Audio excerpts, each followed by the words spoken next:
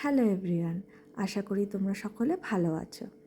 আজ বরমশাই অফিস থেকে ফেরার পথে চিকেন নিয়ে এসেছিল। আর চিকেন যেই হাতে নিয়ে এসেছে, আমার তো মনটা খারাপ হয়ে গেল। এখন কি আবার রান্না করতে বসতে হবে?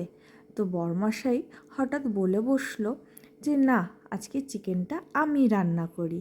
এই শুনে তো আমি বেশ খুশি হলাম, তাই সাথে সাথে সব গুছিয়ে কেটে বেটে রেডি করে দিলাম।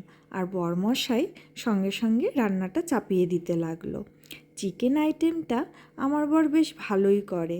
মাঝে মধ্যে ও চিকেন এনে বিভিন্ন রকমের আইটেম করে, আর আমারও খেতে বেশ ভালো লাগে। একঘেয়ে নিজের হাতের রান্না আর ভালো লাগে না, তাই আমার ওর হাতের রান্নাটা বেশ ভালোই লাগে।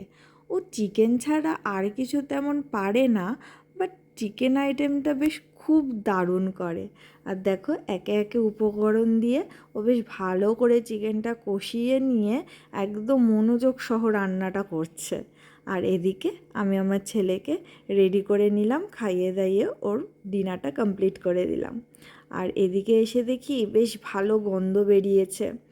এরকম মাঝে মাঝে বরমশাই রান্না করলে মন্দ হয় না। তোমাদের এরকম কার কার বাড়িতে বরমশাই হুট করে এসে বললে যে রান্নাটা আজকে আমি করি, তুমি একটু রেস্ট নাও, শুনে কার কার আনন্দ লাগে একটু কমেন্ট বক্সে জানিও। তো রান্নাটা এদিকে হয়েই এসেছে, আর গন্ধটাও খুব ভালো বেরিয়েছে। রান্নার রেসিপিটা পুরোটা তোমাদের সাথে শেয়ার করলাম, তোমরা একবার এই রেসিপিটা ট্রাই করে দেখতে পারো।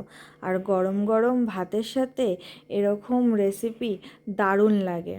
আমি তো খেতে বসে পড়লাম, আর আজকে এভাবে শেষ করলাম। ভালো থেকো, সুস্থ থেকো, গুড নাইট।